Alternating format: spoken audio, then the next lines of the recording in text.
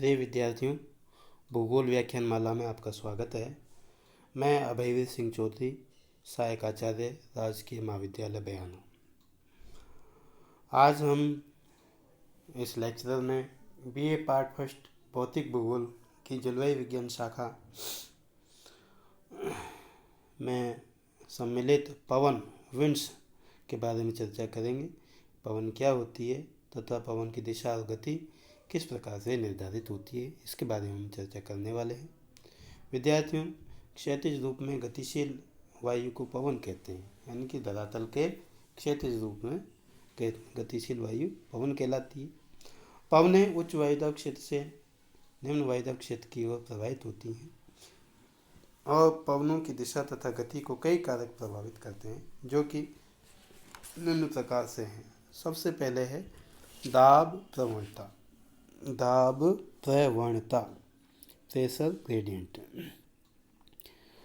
सामान्यतः किन्हीं दो स्थानों के बीच वायुदाब के अंतर को दाब प्रवणता कहते हैं। इसे उच्च वायुदाब से निम्न वायुदाब की ओर वाले ढाल को रूप में भी परिभाषित किया जाता है। दाब प्रवणता दो स्थानों के बीच प्रति इकाई क्षैतिज दूरी पर वायुदाब के कम होने की दर को भी इंगित करता है।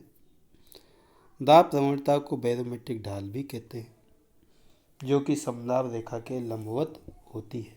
देखो, हमने यहाँ डायग्राम के द्वारा दाब प्रवणता को प्रदर्शित किया है कि जो समदाब रेखा है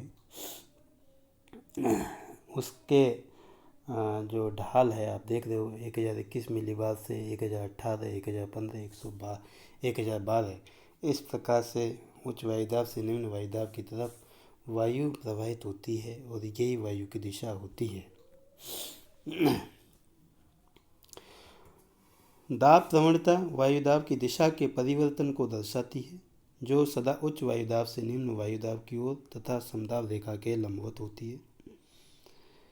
पास पास स्थित समदाब रेखाएं तीव्र दाब प्रवणता को तथा दूर दूर स्थित समदाब रेखाएं मंद दाब प्रवणता को प्रदर्शित करती हैं। ज्ञातव्य है कि वायु की गति दाब प्रवणता पर निर्भर करती है। तो दाब प्रवणता के द्वारा हवाओं की दिशा निर्धारित होती है, जो कि सामान्यतः उच्च वायुदाब से निम्न वायुदाब की तरफ होती है।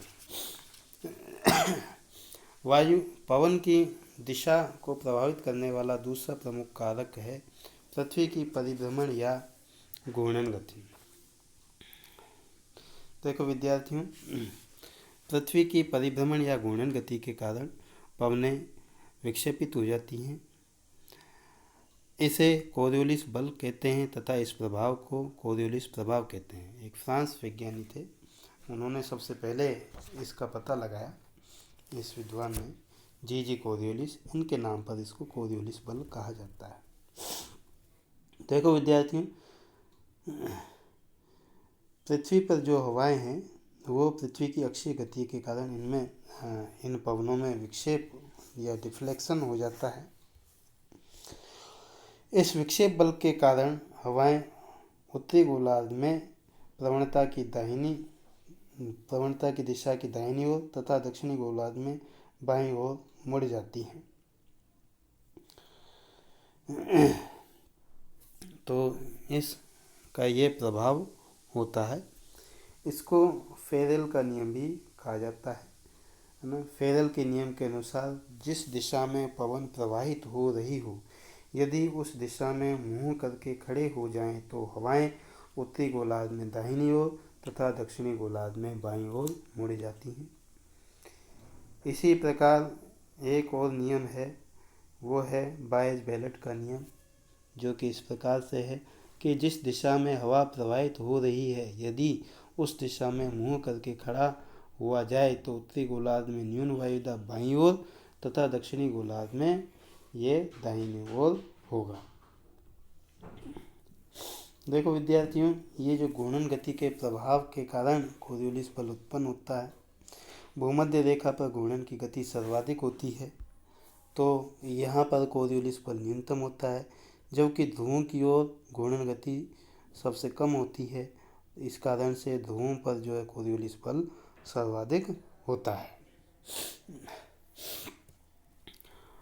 अगला जो कारक है पवन की दिशा व गति को नियंत्रित करने वाला वो है धरातलीय सतह। समतल देखो सामान्यतः समतल महासागरीय तल पर घर्षण की मात्रा कम होती है। इस कारण से सागरीय सतह पर पवनें अधिक तेज गति से प्रवाहित होती हैं, जबकि स्थल खंडों पर घर्षण की मात्रा अधिक होती है, जिससे पवनों की दिशा काफ़ी धीमी हो जाती है। असमान देखो घर्षण का बल जो है हवा की दिशा के विपरीत कार्य करता है। असमान धरातल पर घर्षण का प्रभाव अधिक होता है। ऊंचाई के साथ घर्षण का प्रभाव कम होता जाता है ना। और इस घर्षण के प्रभाव के कारण भूविक्षेपी पवनें या जियोस्ट्रोपिक विंड जो है विशेष प्रकार की पवनें होती हैं। सागर तल से 500 से 1000 मीटर की ऊंचाई के बीच ये समदाब रेखाओं के समानांतर प्रवाहित होती हैं, पर जबकि दाब प्रवणता के समकोण पर प्रवाहित होती हैं।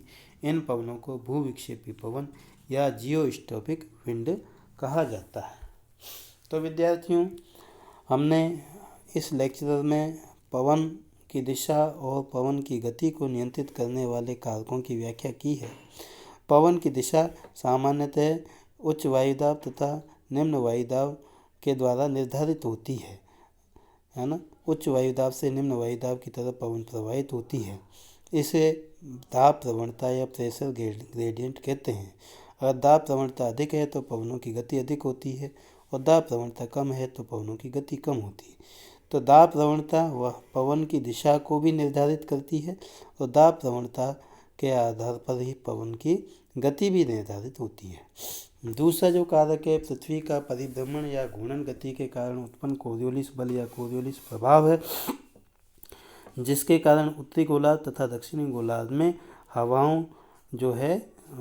हवाएं विक्षेपित होती हैं, पवनें विक्षेपित होती हैं।